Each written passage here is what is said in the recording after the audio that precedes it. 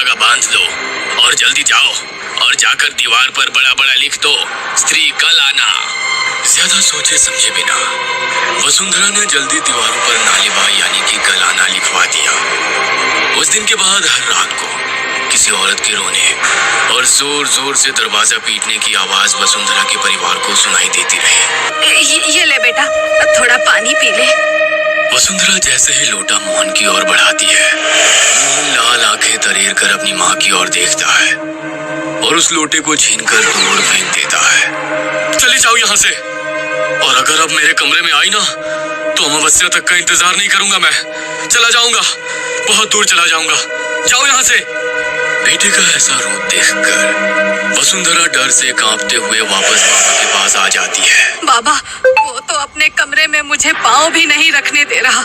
अब आप ही बताइए मैं क्या करूं? पता नहीं वो मरकर भी मेरे बेटे का पीछा क्यों नहीं छोड़ रही है। ना जाने अब उसे मेरे बेटे से क्या चाहिए। देखो, प्रेत किसी भी इंसान पर ऐसे ही हावी नहीं होते। प्रेत वचन के पक्के होते हैं।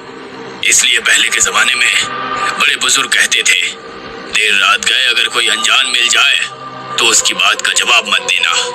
हमारे मुंह से कहलाकर वो वचन से बंध जाते हैं। जरूर तुम्हारा बेटा भी उसे कुछ वचन दे चुका है, इसलिए वो 24 घंटे उसके सम्मोहन में घिरा हुआ है। अब जब तक वो अपना वचन पूरा नहीं कर देता, वो प्रेत उस पर ऐसे ही हावी रहेगा। हाँ बाबा, कहता है रुक्मणी को वादा किया है कि अमावस्या के दिन उसके साथ चला जाएगा। जब तक रुक्मणी जीवित थी वो मोहन की पत्नी थी, लेकिन अब वो प्रेत योनि में चली गई है। एक बात का ख्याल रखना, प्रेत किसी के सगे नहीं होते। आपका बेटा अभी उसके मोह में बंधा है। वो जिसे अपनी आंखों के सामने देखता है उसके लिए वो उसकी पत्नी है, लेकिन रुक्मणी के लिए मोहन अब बस एक शिकार है, उससे ज्यादा कुछ भी नहीं। अब आप लोग वैसा ही करो जैसा मैं कहता हूँ। आपकी बहू सुहागन थी, अंतिम संस्कार करते समय सभी रस्में निभाई थी आपने। उसका कोई ऐसा प्रिय सामान तो नहीं जो अभी भी घर में ही हो? उसे सजने संवरने का शौक था। पूरा कमरा भरा पड़ा है उसके कपड़े और जेवरों से। क्या रखे क्या फेंके, उसे तो सब प्रिय था। अभी तो कुछ भी नहीं हटाया है। ठीक है, खूब सुंदर श्रृंगार का सामान, गजरा, इत्र सब मंगवाओ और लाल जोड़ा भी। आज रात किसी तरह अपने बेटे की चारपाई घर के अंदर ही लगवाना। वो हट करेगा, लेकिन तुम्हें संभालना होगा उसे। अंधेरा होने लगे तब वो सारा सामान मोहन के हाथ कुएं की मुंडेर पर रखवा देना। कुछ पल के लिए ही सही, खुशबू से खींच कर वो मोहन को छोड़कर उस सामान के पास जरूर आएगी। बस उसी समय हमें घर को बांधना होगा ताकि फिर वो घर के अंदर ना आ पाए। अगर हम इतना करने में कामयाब हो गए तो समझो अभी के लिए तो मुसीबत को टाल दिया हमने। सबसे बड़ी बात, मोहन और इस घर पर वो अपना अधिकार समझती है। उसका जुड़ाव इन्हीं दोनों में सबसे ज्यादा है। इसलिए अगर हम उसे इस घर और मोहन से दूर कर देंगे तो हो सकता है वो वापस चली जाए।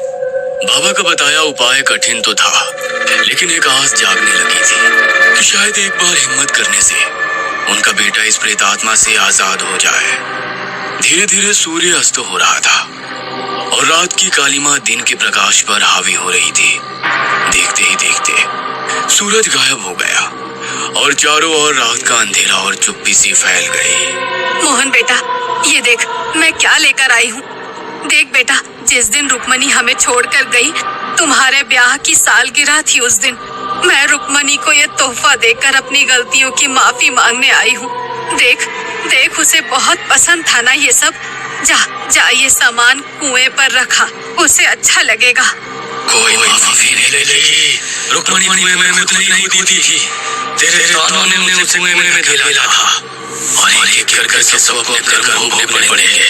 किसी को माफ नहीं करेगी रुक्मणी। देख बेटा, बहू ने मुझे माफी मांगने का मौका ना दिया, लेकिन मैं बस ये आखिरी तोहफा उसके लिए लाई हूँ। तू एक बार ये सारा सामान उस कुएं पर रखा, फिर जो होगा मुझे स्वीकार है। किसी तरह मनाकर वसुंधरा अपने बेटे को बाहर कुएं पर श्रृंगार का सामान रखने के लिए भेज देती है। मैं महसूस कर सकता हूँ कि रुक्मणी अभी घर से बाहर निकल गई है। मतलब वह सुगंध से आकर्षित होकर कुएं पर गई है। तब तक तुम दीवारों पर ये लिख दो। और हाँ, अभी मोहन पर उसके सम्मोहन का असर नहीं है। इसी समय उसके हाथों की हल्दी की छाप दरवाजे के दोनों ओर दीवार पर लगवा देना। बाबा लेकिन ये क्या इससे वो अंदर नहीं आएगी? हाँ, पहले मोहन के गले में ये धागा बांध दो और जल्दी जाओ और जाकर दीवार पर बड़ा बड़ा लिख दो, स्त्री कल आना।